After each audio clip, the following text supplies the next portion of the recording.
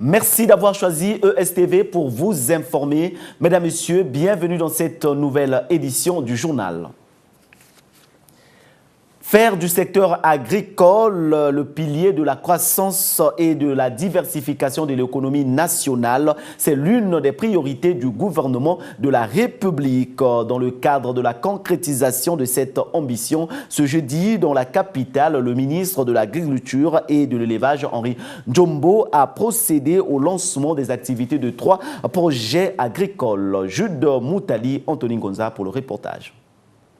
Ces 3 projets qui ont été lancés ce lundi à Brazzaville portent sur l'agroécologie, la politique sémencière et l'identification des pesticides sévèrement dangereux pour promouvoir des alternatives nécessaires.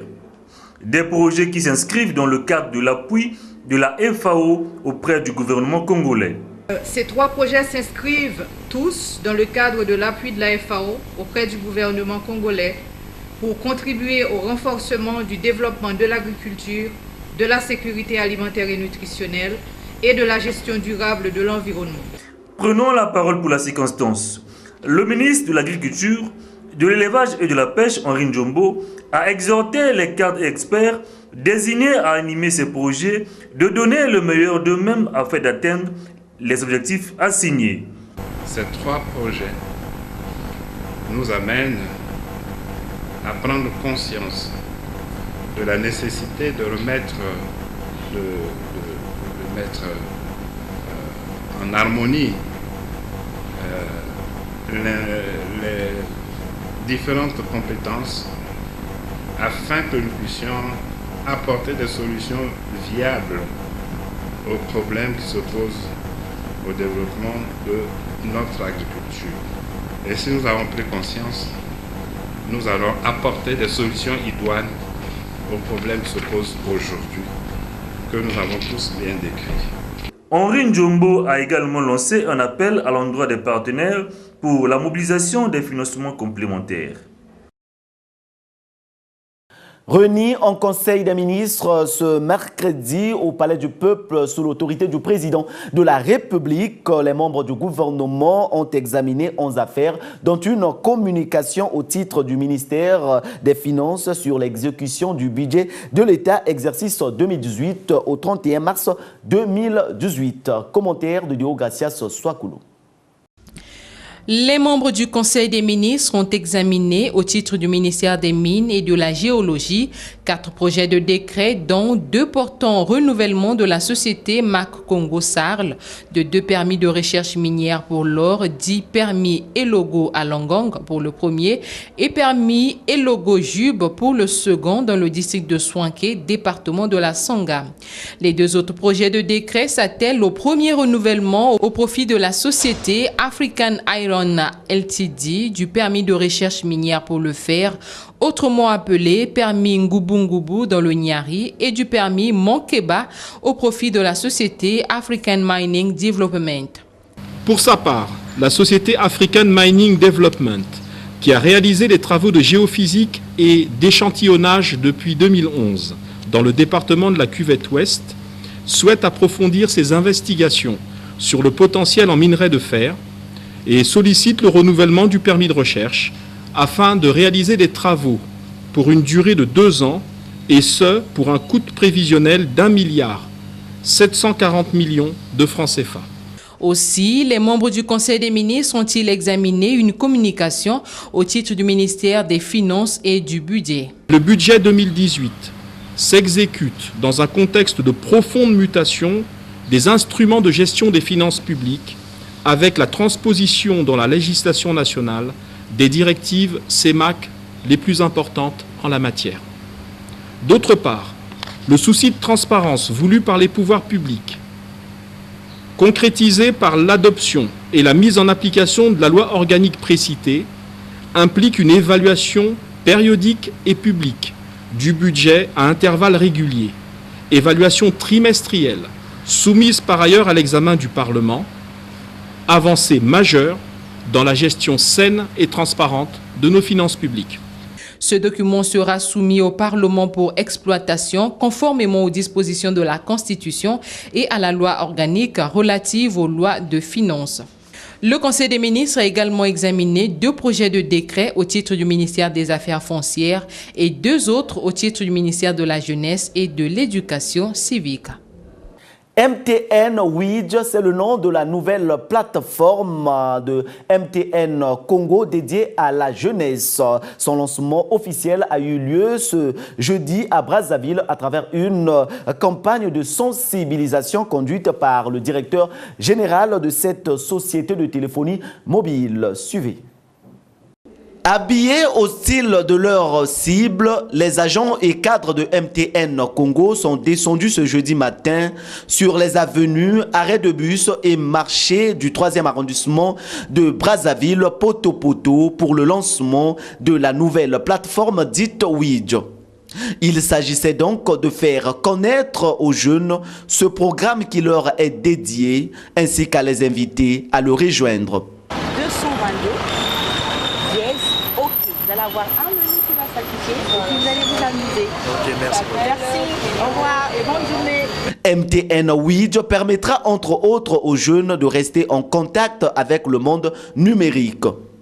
Widge, ça va être pour nous, à n'en point douter, l'événement de ces vacances, mais au-delà de ces vacances.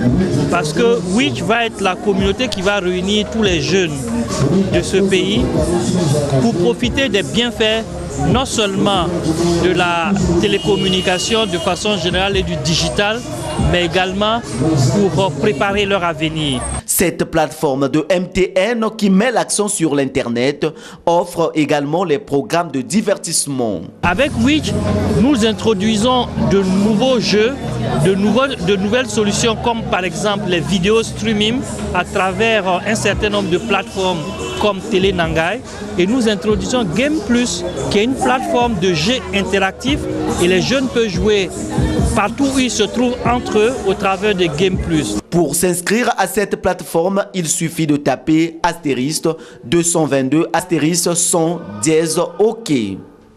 Les admis et admissibles au baccalauréat technique session de juin 2018 sont désormais connus après l'affichage des résultats de cet examen d'État à la direction des examens et concours techniques. Ce mercredi, la cour de cette direction a été prise d'assaut par les candidats venus s'enquérir chacun de sa situation. Ulrich Adjobi. Quand elle a été informée de la délibération du bac technique, Genia avait un cœur troublé ce matin, mais elle était confiante. J'avais un peu peur, mais j'avais aussi l'espoir, parce que j'avais un peu bien travaillé. Je suis arrivée, j'ai vu mon nom. Comme Genia, ils étaient des centaines à venir consulter les résultats du baccalauréat technique. Dans la cour de la DEC, les yeux étaient rivés sur les listes. Ceux qui ont retrouvé leur nom s'en réjouissent, même s'il y a encore un second tour qui les attend. Je suis émue. L'émotion était tellement grande que... Aïe. Non, je suis passée au 2e tour, j'ai eu mon bac à Djimsi. Parce que j'ai eu mon bac, ma 3e année. Parce que je crois en Dieu. J'ai prié, j'ai fait même les dons à l'église. La joie est encore plus grande pour les admis, comme cette candidate qui est aux anges. Je suis vraiment émue. J'ai satisfait mon examen. Du coup, ça a été vraiment abordable. Ça a été vraiment abordable cette année-ci. Oui, je suis vraiment un jeune. Mon secret, c'est seulement le travail. Le travail et la prière. C'est seulement ça. On ne suit même pas les maris, quoi. Non. C'est peut-être le moment de faire des selfies, poudre sur la tête, pour les admis et admissibles, contrairement à cette autre candidate malheureuse. Je suis admis bien, mais malheureusement, je n'ai pas eu. C'était abordable. Le sujet très abordable. Mais je ne sais pas. Si j'avais pas très bien fait ou bien quoi, je ne sais pas moi-même. Cessez de pleurer, c'est le conseil prodigué par le DEC technique qui appelle les échoués à se remettre en cause. Ils comprennent simplement que l'échec en réalité n'est pas une fatalité.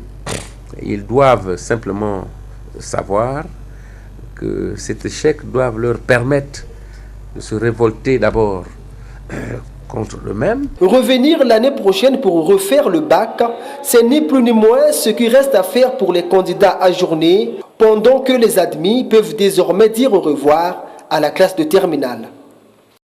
La planification familiale fait partie des droits de l'homme. C'est sur ce thème que l'humanité a célébré ce 11 juillet 2018 la journée mondiale de la population. À cette occasion, notre rédaction a mis un accent sur l'importance de la planification familiale dans une société. Raoula Yondo, Anthony Gonza.